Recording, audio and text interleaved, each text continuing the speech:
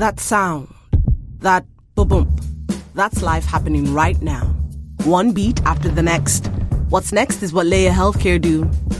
Giving you access to more hospitals, consultants, and urgent care clinics so you never miss a beat. We're always evolving, never still, making you better before you're even ill. It's healthcare on your terms, always one beat ahead.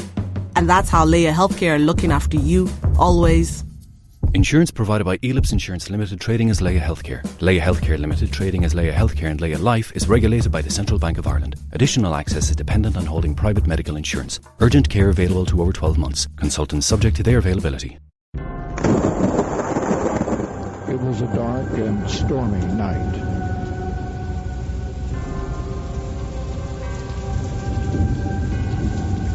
The rain flew down in sheets and rolled off the dead man's face like tears.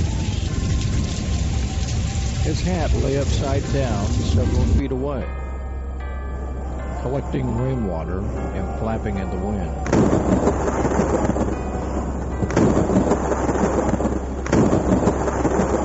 Rapid bolts of lightning reflected in his wide-open eyes. And the lightning flashed the tombstones on and off, leaving the chalky names and dates in deep black. The hammer was still in his hand. The game was over and nobody won.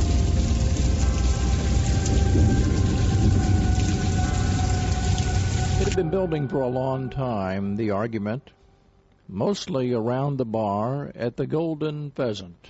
In a small town, a feud can last for months or even years. Nobody's going anyplace. But even for the people who know each other well, it can be hard to gauge how seriously and how personally the other guy may be taking the heat.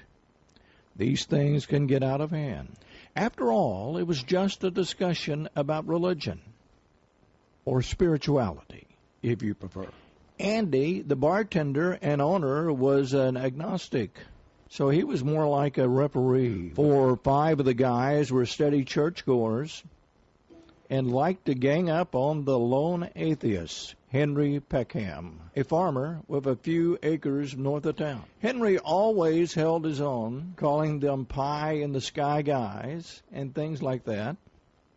He sneered at their Bible quotes. What kind of proof is that? The ravings of the ignorant primitives? He seemed to be the coolest head in the crowd. He could really get the churchies red in the face, and he enjoyed doing it. This Wednesday night, the whole debate took an unforeseen and fatal turn.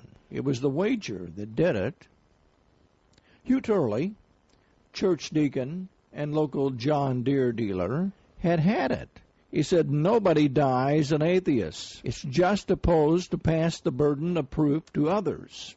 How about a little test? If Henry was a true believer, he would dare to go to the town graveyard. I mean, on this Halloween night, this Wednesday night, it was stormy.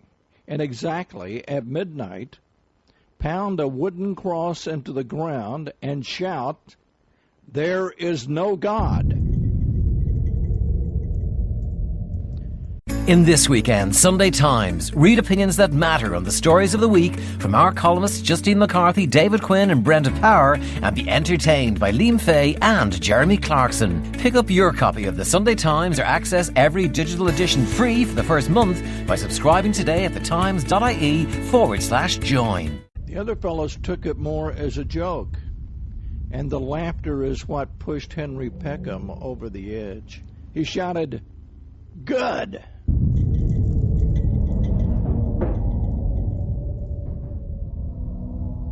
According to the TV weatherman, the storm was due to last all night tonight.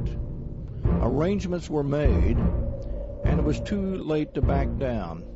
They watched Henry from the shelter of their trucks as he walked up Cemetery Hill in his long raincoat bellowing in the wind.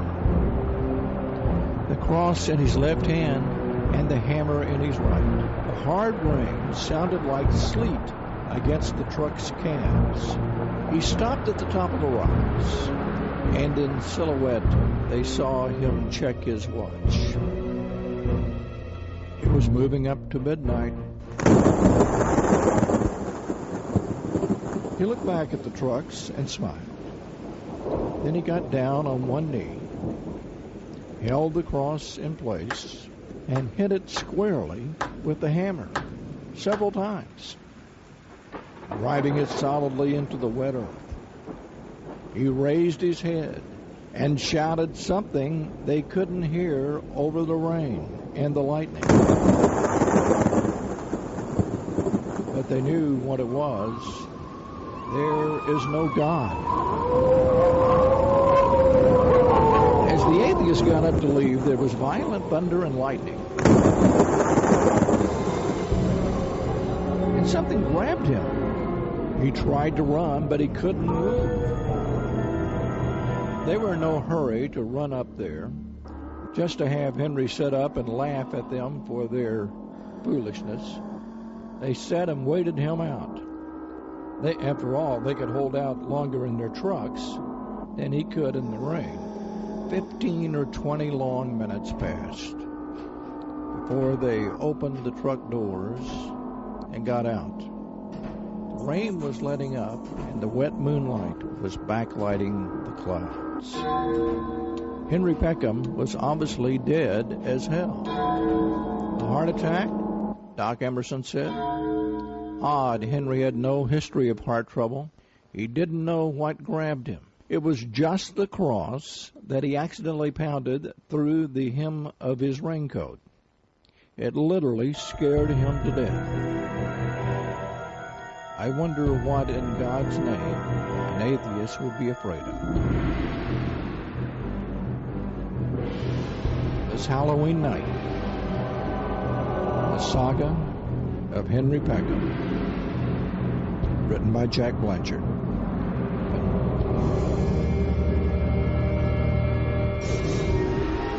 Happy Halloween.